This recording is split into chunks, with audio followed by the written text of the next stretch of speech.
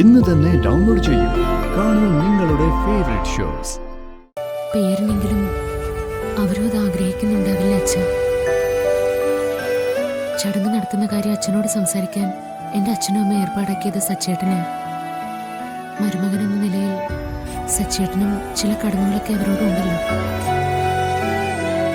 ചടങ്ങ് നടത്താത്തതിന് സച്ചേട്ടൻ എന്തു മറുപടി പറയും? അതുകൊണ്ടാവും സച്ചേട്ടൻ അച്ഛനോട് എതിർത്ത് സംസാരിച്ചത്. ഇന്നുവരെ ഞങ്ങൾക്കിടയിൽ ഇങ്ങനൊരു അഭിപ്രായ വ്യത്യാസം ഉണ്ടായിട്ടില്ല.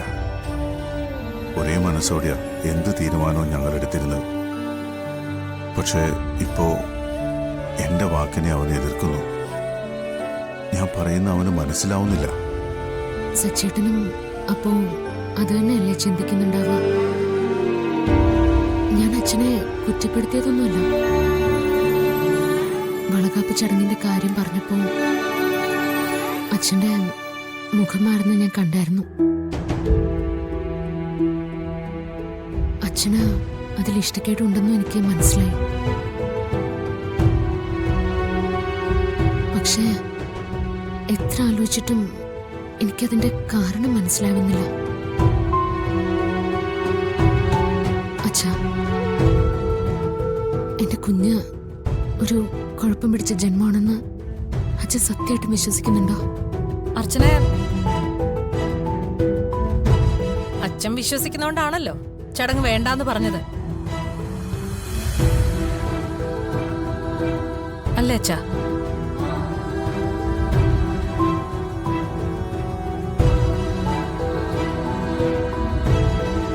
അർച്ചനെ, നീ എന്താ അച്ഛന്റെ മാനസികാവസ്ഥ മനസ്സിലാക്കാത്തത്? അച്ഛൻ ഈ വീട്ടിലെ ഗ്രഹനാഥനാ. നിനക്ക് വേണ്ടി മാത്രം എപ്പോഴും അച്ഛന് നിൽക്കാൻ പറ്റുമോ? ഇവിടെ ഉണ്ടായ സംഭവങ്ങളിലൊക്കെ അച്ഛൻ വല്ലാതെ തളർന്നു പോയിട്ടുണ്ട്. അതെന്താ നീ മനസ്സിലാക്കാത്തെ? സച്ചിയോട് പറഞ്ഞ് ഈ ചടങ്ങ് മാറ്റിവെപ്പിക്കേണ്ടത് നിന്റെ ഉത്തരവാദിത്വമല്ലേ? ഈ വീട്ടിൽ നടന്നതൊക്കെ നല്ല കാര്യങ്ങളാണോ? അതിന്റെ ദുരന്തം അനുഭവിക്കുന്നവരാ ഞാനും സ്നേഹയും നന്ദേട്ടനും ഒക്കെ. ഇതൊക്കെ ഇനിയും ഞാൻ നിന്നോട് പറഞ്ഞു മനസ്സിലാക്കേണ്ട കാര്യമുണ്ടോ? ഈ അവസരത്തിൽ ഇതുപോലൊരു ചടങ്ങ് ഇവിടെ നടന്നാ ഇതിനേക്കാൾ വലിയൊരു ദുരന്തം ഉണ്ടാവുമെന്ന് അച്ഛന് പേടി കാണില്ലേ?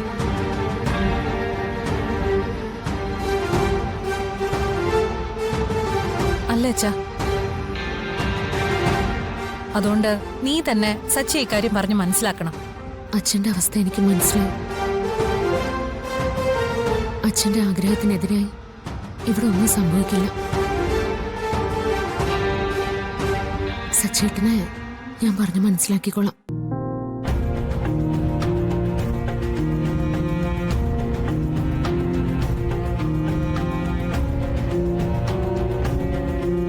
മോളെ,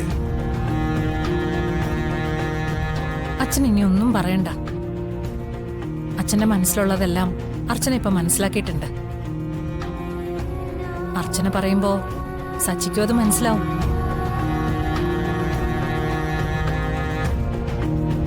കിളവന്റെ മനസ്സിൽ നല്ല വിഷമമുണ്ട്. ഞാനിപ്പോ വന്നില്ലായിരുന്നെങ്കിൽ കിളവൻ ചിലപ്പോ സമ്മതിച്ചേനെ. എന്തായാലും ഇനി ഇയാൾ അനങ്ങത്തില്ല.